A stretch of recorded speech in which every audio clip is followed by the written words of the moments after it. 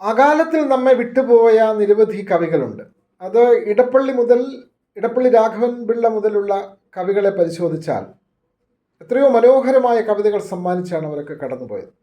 അത്തരത്തിലുള്ള കവികളിൽ നോക്കുമ്പോൾ ആധുനിക കാലത്ത് ജീവിച്ചിരുന്ന യുവ കവികളിൽ ഒരാളാണ് നന്ദിത. നന്ദിതയുടെ കവിതകൾ പ്രണയാർദ്രമാണ്.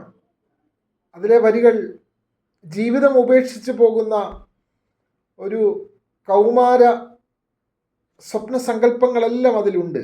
നന്ദിത എന്തുകൊണ്ടാണ് ഇത്ര പെട്ടെന്ന് മരിച്ചുപോയത് അല്ലെങ്കിൽ സ്വയം ജീവനൊടുക്കിയത് എന്ന് നമുക്ക് സങ്കടത്തോടു കൂടിയേ നന്ദിതയുടെ കവിതയെ സമീപിക്കാൻ കഴിയുകയുള്ളൂ. 1999 വയനാട് കോളേജിൽ ഇംഗ്ലീഷ് അധ്യാപികയായിരുന്ന നന്ദിത ജീവിതം അവസാനിപ്പിക്കുന്നത്. നന്ദിത മരിച്ചതിന് ശേഷമാണ് നന്ദിതയുടെ കവിതകളൊക്കെ പ്രകാശിതമാകുന്നത്.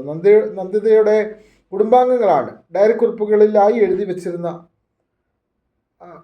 തീവാറുന്ന സ്നേഹത്തിൻ്റെ സ്നേഹത്തിൻ്റെ വലിയ പ്രകാശം ചൊരിയുന്ന കവിതകൾ അത് പുറം ലോകത്തിന് കാട്ടിക്കൊടുത്തത്. നന്ദിത പ്രസിദ്ധീകരിക്കാതെ തൻ്റെ ഡയറികളിൽ എഴുതി വച്ചിരുന്ന കവിതകൾ ഇന്നും പ്രണയലോകങ്ങളിൽ അല്ലെങ്കിൽ സ്നേഹിക്കപ്പെടുന്ന സ്നേഹം ലഭിക്കാതെ പോകുന്നതിൻ്റെ സങ്കടം പങ്കുവെക്കുന്നവർക്കൊക്കെ വായിക്കാൻ കഴിയുന്ന അതിമനോഹരങ്ങളായ കവിതകൾ, നന്ദിതയുടെ കവിതകൾ ഇന്നും പുസ്തകശാലയിൽ ചൂടപ്പം പോലെ വിറ്റുപോകുന്ന കവിതകളാണ് നന്ദിതയുടേത്. നന്ദിതയുടെ ഒരു കവിത എടുത്ത് നോക്കുമ്പോൾ അതിലെ വരികൾ പങ്കുവെക്കുമ്പോൾ എത്ര ജ്വലനമാണ് ആ വരികളിലുള്ളത് എന്ന് മനസ്സിലാകും. അത് എൻ്റെ ജന്മദിനം എന്നെ അസ്വസ്ഥമാക്കുന്നു എന്ന കവിതയാണ്. അത് ഫറൂഖ് കോളേജിൽ പഠിക്കുന്ന കോളേജ് വിദ്യാർത്ഥിനി ആയിരുന്ന കാലത്ത് 92 നന്ദിത സ്വന്തം ഡയറിയിൽ എഴുതി വെച്ച കവിതയാണ്.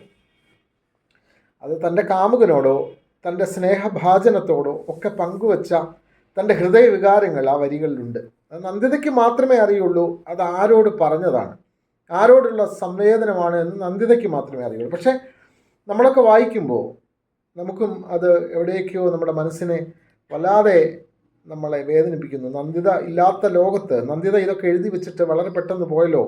ഇത്ര മനോഹരങ്ങളായ കവിത എഴുതാൻ കഴിവുള്ള ഒരാളായിരുന്നു നന്ദിത.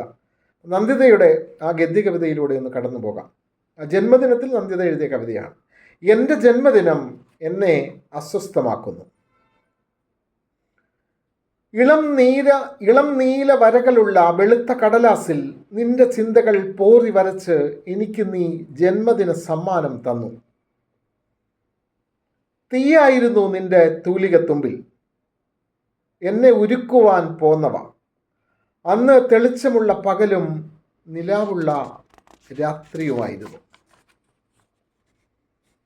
ഇന്ന് സൂര്യൻ കെട്ടുപോവുകയും നക്ഷത്രങ്ങൾ മങ്ങിപ്പോവുകയും ചെയ്യുന്നു.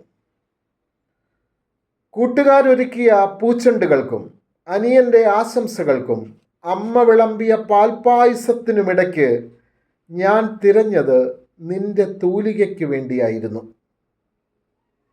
നീ വലിച്ചെറിഞ്ഞ നിന്റെ തൂലിക. ഒടുവിൽ പഴയ പുസ്തകക്കെട്ടുകൾക്കിടയിൽ നിന്ന് ഞാൻ ആ തൂലിക കണ്ടെടുത്തപ്പോൾ അതിൻ്റെ തുമ്പിലെ അഗ്നി കെട്ടുപോയിരുന്നു. നന്ദിതയുടെ ഓരോ കവിതയും അതിമനോഹരങ്ങളാണ്. ഈ കവിത ഞാൻ അതിൽ ഒരു കവിത മാത്രമാണ് ചൊല്ലിയത്. ഓരോ കവിത വായിക്കുമ്പോഴും ഈ കവിതയാണ് മനോഹരമെന്ന് തോന്നും. നന്ദിത നമ്മളെയൊക്കെ വിട്ടുപോയെങ്കിൽ നന്ദിത എഴുതി വെച്ച വരികൾ അത് മനസ്സിൽ വല്ലാതെ നമ്മളെ പിടിച്ച് വലിക്കുന്നുണ്ട്, നമ്മളെ വേദനിപ്പിക്കുന്നുണ്ട്. നന്ദിതയുടെ മറ്റ് കവിതകളും ഇനിയുള്ള അവസരങ്ങളിൽ അത് പങ്കുവെക്കാമെന്ന് ഞാൻ കരുതുന്നു. ഈ അവസരത്തിൽ നന്ദിത സ്വന്തം ജന്മദിനത്തിൽ ഡയറി കുറിപ്പിൽ കോളേജിൽ പഠിക്കുന്ന കാലത്ത് എഴുതി വെച്ച ഈ വരികൾ ആദ്യമേ തന്നെ ഒന്ന് പരിചയപ്പെടുത്താമെന്ന് തോന്നി. നന്ദിതയുടെ കവിതകൾ വായിച്ചിട്ടുണ്ടെങ്കിൽ അറിയാം, നമുക്ക് അതിൽ നിന്നും കണ്ണെടുക്കാനാവില്ല.